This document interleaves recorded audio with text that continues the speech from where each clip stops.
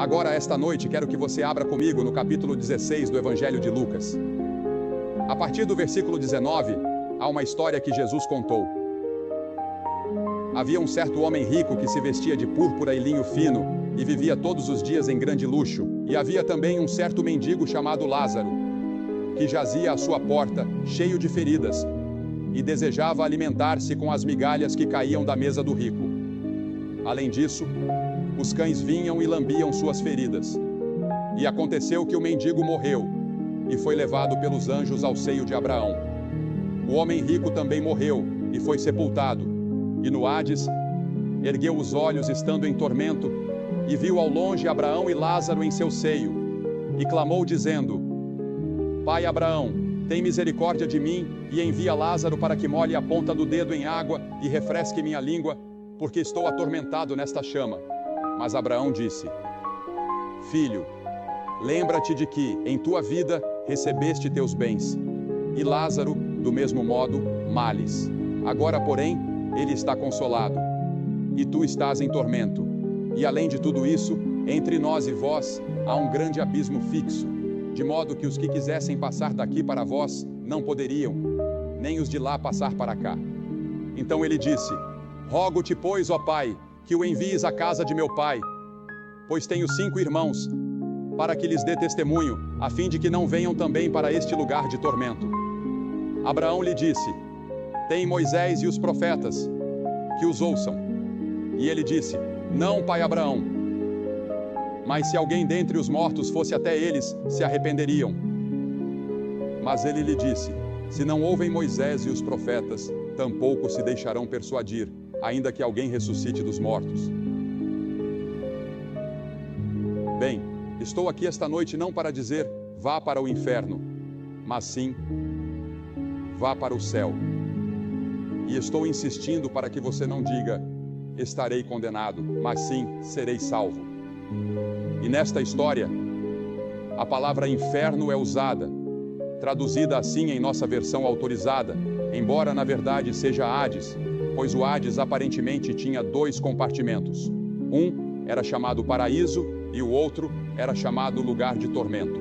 E aparentemente podiam ver uns aos outros através do abismo que os separava. E a palavra inferno hoje é constantemente usada como um palavrão. Você a ouve na televisão, vê nos filmes, nos escritos das pessoas, ouve no trabalho e na escola. A Revista Católica dos Estados Unidos, na edição de maio deste ano, 1983, fez uma pesquisa entre os americanos e chegou ao número de 86% dizendo que acreditavam na existência do inferno. Você consegue imaginar isso? 86% dos americanos acreditam que existe um inferno. No entanto, você nunca poderá entender o inferno sem primeiro compreender o grande amor, misericórdia e graça de Deus. E o inferno nunca deveria ser pregado por nenhum pregador sem lágrimas. Já ouvi alguns pregadores falarem sobre o inferno como se estivessem felizes por ele existir e felizes por pessoas estarem indo para lá. Mas eu não sou assim. Eu não gosto de pregar sobre isso. Eu faço isso apenas porque sou ordenado pelas Escrituras a pregar a palavra. E é contra o pano de fundo do amor, misericórdia e graça de Deus que eu devo pregar. Veja, o inferno não foi feito para o homem. O inferno foi criado para o diabo e seus anjos. Mas alguns tomaram liberdade na imaginação e distorceram a ideia do julgamento futuro. Isso faz com que algumas pessoas digam que Deus não é um Deus de amor, distorcendo o conceito bíblico do amor de Deus.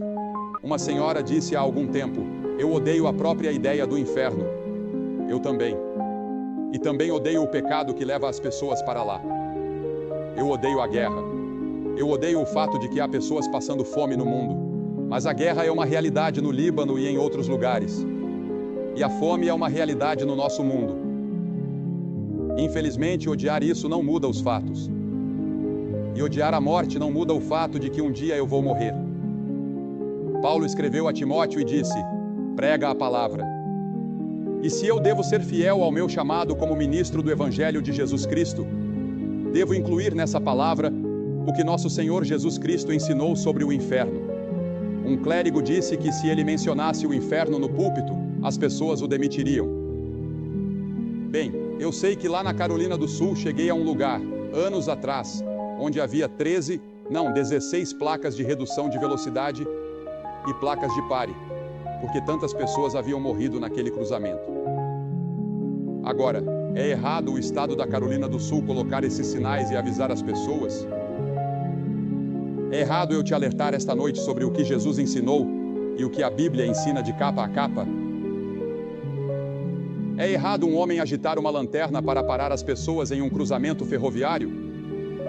É errado erguer a bandeira e avisar sobre o julgamento que está por vir? Lembro-me de anos atrás, quando estávamos no Mississippi, havia um trecho de estrada e veio um daqueles terríveis tornados. Uma ponte foi arrastada pela enxurrada, e um homem, ao ver o que havia acontecido, saiu à noite e tentou acenar para os carros com seu lenço molhado e uma lanterna, mas nenhum deles parou. 5 carros caíram e todos os ocupantes morreram. Jesus curou uma vez um homem mentalmente perturbado, o gadareno, um homem possesso por demônios, e o povo pediu que Jesus os deixasse em paz. E ele atendeu ao pedido deles, ele os deixou. Você não precisa ouvir este sermão hoje à noite. Você pode dizer, não quero ouvir sobre isso. Deixe-me em paz. E Jesus pode atender sua oração e deixá-lo em paz. E se você for deixado em paz, pelo Espírito de Deus, você nunca poderá encontrar o perdão do pecado e você nunca poderá entrar no paraíso. As pessoas não querem ser avisadas sobre o julgamento e o inferno. E você pode dizer, isso não é da minha conta. Bem, suponha que você esteja se afogando e eu tenha o barco salva-vidas do Evangelho. Eu não vou deixar você se afogar se puder ajudá-lo. Você está faminto e eu tenho o pão da vida. Eu não vou deixá-lo sem alimento. Você foi envenenado pelo pecado e eu tenho o antídoto do Evangelho de Cristo. Eu não vou deixá-lo morrer. Você está perdido na escuridão e eu tenho a luz do Evangelho. Eu não vou deixá-lo sozinho. Você está em cativeiro e eu falarei a verdade que pode te libertar. Você está doente e eu falarei a verdade que pode te trazer cura. Você está em um caminho largo que leva à destruição e eu falo a verdade que pode te transferir para o caminho estreito que leva à vida eterna. Você está em um mar tempestuoso e revolto e eu falo a verdade que pode te levar ao porto seguro. Algumas pessoas dizem que não estamos realmente perdidos. O diabo disse isso a Eva no jardim do Éden. Quando Deus disse, se comer do fruto daquela árvore proibida, você certamente morrerá. O diabo sussurrou em seu ouvido, através da serpente, e disse, certamente não morrerás. Isso é chamado de universalismo. Em outras palavras, todos estão salvos, só não sabem disso. Hoje, há uma forma sutil de universalismo que está se espalhando, até mesmo entre grupos evangélicos, dizendo que ninguém realmente morrerá, que não existe inferno. Mas eu acredito que há, de acordo com os ensinamentos da Escritura. Creio que isso é intuitivo. Acho que o homem, em qualquer parte do mundo, sente que um dia terá que prestar contas e sofrerá de alguma forma pela vida desobediente que viveu aqui. E Jesus ensinou isso constantemente. Ninguém na Escritura falou mais sobre o inferno do que Jesus. Ele disse, todo aquele que disser, tolo, estará em perigo do fogo do inferno. Mateus 5:22. Ele disse em Mateus 13, o Filho do Homem enviará os seus anjos, e eles ajuntarão do seu reino todos os que servem de tropeço, e os que cometem iniquidade, e os lançarão na fornalha. Ali haverá pranto e ranger de dentes. Em Mateus 25:41 ele disse, então dirá também aos que estiverem à sua esquerda, apartai-vos de mim, malditos, para o fogo eterno, preparado para o diabo e seus anjos. E ele disse, se a tua mão direita te faz pecar, corta-a, pois é melhor entrar na vida manco do que, tendo as 2 mãos, ser lançado no inferno. Ele ensinou que é melhor passar pela vida com um olho, uma mão ou uma perna, a menos do que ir para o inferno com tudo. A Bíblia ensina que existem pelo menos 3 tipos de inferno. Primeiro, há o inferno no coração. Milhares de pessoas aqui esta noite têm um inferno dentro de si. E é aí que tudo começa. Grande parte do mundo assume que a natureza humana é boa, mas a Bíblia ensina que por natureza somos maus. Somos egoístas, pecadores, rebeldes e perdidos no pecado. Em pecado me concebeu minha mãe, disse Davi. Somos todos pecadores e nascemos em pecado. E quando chegamos à idade da responsabilidade, talvez aos 7, 8, 9 ou 10 anos, escolhemos pecar. Então nos tornamos pecadores por prática e continuamos a pecar, mesmo tendo computadores. Hoje usamos computadores para fraudes e todo tipo de coisa errada. E então há tudo isso que vemos, com autoridades procurando por plantações de maconha nas florestas e em todos os lugares, porque as pessoas estão plantando por toda parte. E qualquer comitê de investigação que você nomeie, ao final, sempre descobre algumas cobras. Porque a natureza humana é má, a natureza humana é corrupta. E é por isso que precisa de redenção, precisa ser transformada, precisa do novo nascimento. E foi para isso que Cristo veio. Existe o inferno no coração, o inferno da culpa. Um homem me escreveu há algum tempo dizendo que estava traindo sua esposa, vivendo parte do tempo com outra mulher em outra cidade. E ele disse: estou vivendo no inferno.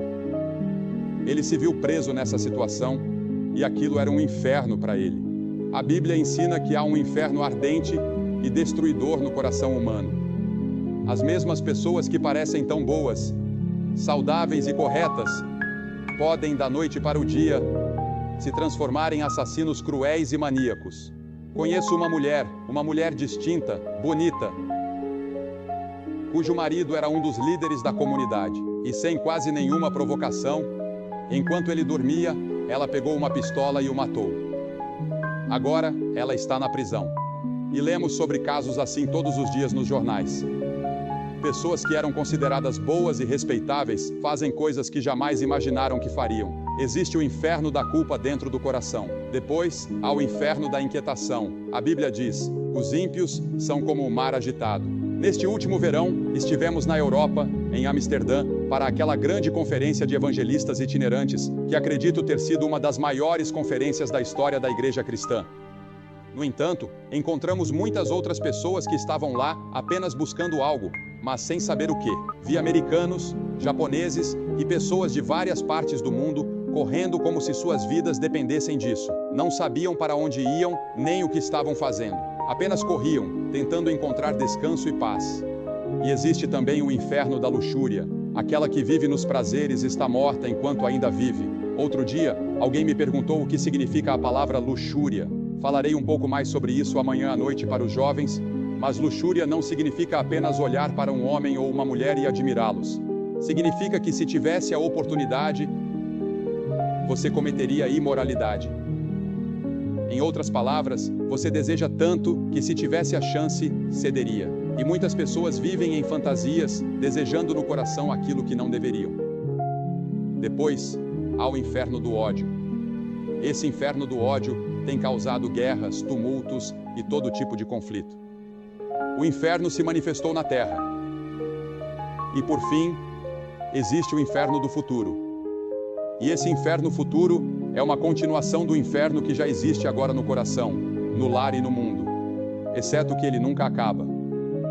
Como mencionei antes, Jesus falou mais sobre o inferno do que qualquer outra pessoa na Bíblia, mas ele nos advertiu para fugirmos dele. O próprio fato da existência do inferno torna o amor de Deus ainda mais impressionante e glorioso. O inferno foi preparado para o diabo e seus anjos, mas escolhemos ouvir o diabo, seguir o diabo, fazer o que ele diz. E mesmo assim, Deus nos ama tanto que criou um plano para nos salvar, para que nunca precisemos passar um único dia no inferno. Agora, qual é a natureza do inferno? Bem, existem muitos mistérios em torno desse assunto, mas essencialmente, o inferno é a separação de Deus. O pecado nos separa de Deus, e essa separação continua pela eternidade. Jesus usou 3 palavras para descrever o inferno. Ele usou a palavra morte. Deus é vida, e estar separado de Deus é estar morto, espiritualmente morto, separado da vida de Deus. Depois, ele usou a expressão trevas exteriores. Deus é luz, e no inferno estamos separados da luz, vivendo na escuridão. E então, ele usou a palavra fogo. E já me perguntei muitas vezes se esse fogo não seria um fogo interno, uma sede insaciável por Deus, um desejo de comunhão com Deus que nunca pode ser satisfeito. Rejeitamos Deus, viramos as costas para Ele, e nunca mais podemos conhecê-lo. Essa história nos mostra que aquele homem não teve uma segunda chance. Mostra também que no inferno, ele se tornou evangelístico. Ele queria alcançar seus irmãos. Pense nisso, ele estava no inferno. e queria que alguém fosse até sua casa avisar seus irmãos para que não fossem para lá, para que fizessem qualquer coisa, menos ir para aquele lugar. E aqueles que já partiram, que talvez estejam sofrendo as dores do inferno agora, se pudessem estar aqui hoje à noite, diriam a você: afaste-se, não venha para cá. Arrependa-se de seus pecados, receba Cristo, tenha certeza do seu relacionamento. Não vá para este lugar. É o banimento da presença de tudo o que é alegre, bom, justo e feliz. E as Escrituras dizem: prepare-se para encontrar o seu Deus. Você sabe, nós nos preparamos para tudo, menos para a morte. Nos preparamos para a educação, negócios, carreiras, casamento, velhice, mas não para o momento do julgamento. Fazemos todos os tipos de seguros possíveis e nos preocupamos com aposentadorias, previdência social e tudo mais.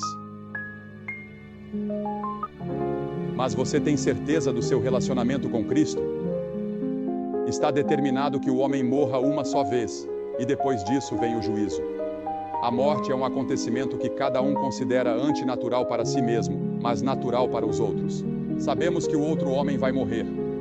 Sabemos que o câncer vai atingir outra pessoa. Sabemos que aquela outra pessoa pode morrer de ataque cardíaco ou em um acidente de carro amanhã, mas não eu. E vivemos como se fôssemos viver assim para sempre, mas não vamos. Em pouco tempo, tudo isso acabará para todos aqui. E você estará na eternidade. Onde estará? Banido de Deus? Ou com Cristo no paraíso? O homem na cruz que estava morrendo com Jesus era um terrível pecador. Ele merecia ser crucificado. Ele merecia o castigo de acordo com a lei. E ele reconheceu isso. Então ele se voltou para Jesus e disse: Senhor, lembra-te de mim quando entrares no teu reino. Foi só isso que ele disse. Lembra-te de mim? Ele não teve tempo de ser batizado. Não teve tempo de se tornar membro de uma igreja. Não teve tempo de fazer nada, exceto simplesmente crer. E Jesus disse: hoje estarás comigo no paraíso. Pense nisso. A primeira pessoa que Jesus levou para o paraíso com ele foi aquele ladrão, aquele assassino, aquele homem que merecia o inferno.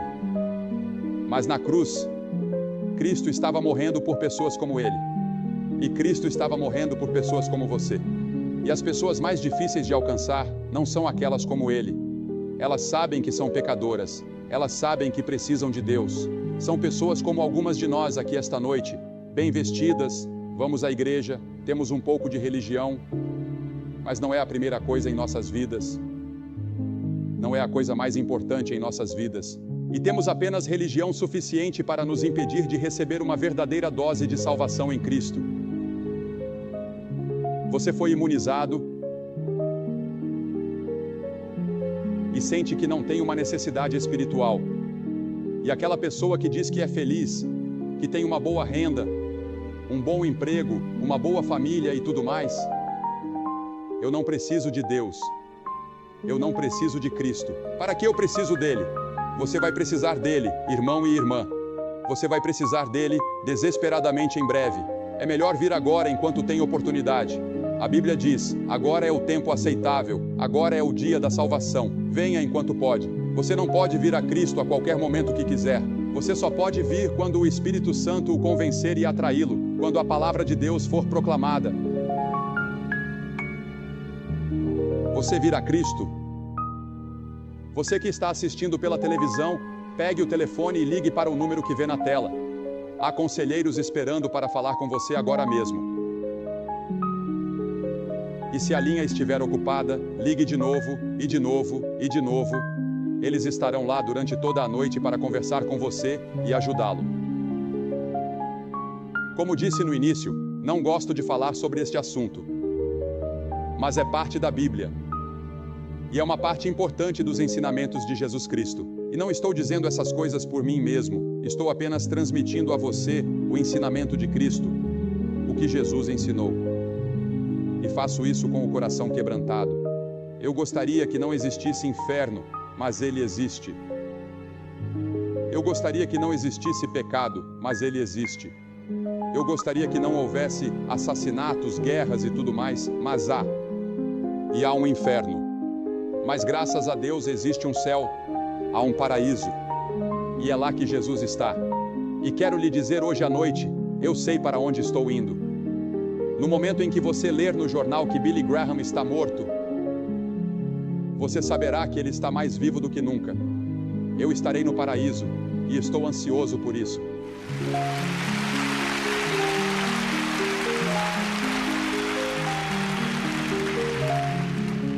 E milhares de vocês aqui hoje à noite podem dizer a mesma coisa, mas outros milhares não podem. Você não pode dizer isso com certeza. Você não tem essa segurança. Você não gostaria de ter certeza, ao sair daqui hoje, de que está a caminho do céu? De que está a caminho do paraíso com Cristo? Você pode ter essa certeza. A Bíblia diz essas coisas.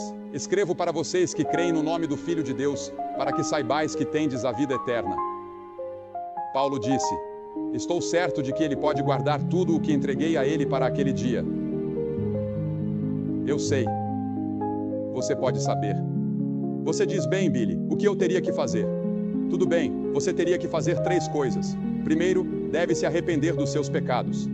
Arrependimento significa mudar sua mente, mudar seu jeito de viver. Deixe Cristo entrar e ajudá-lo a mudar. Ele ajudará você a fazer a mudança. Você não pode mudar por si mesmo, você é fraco.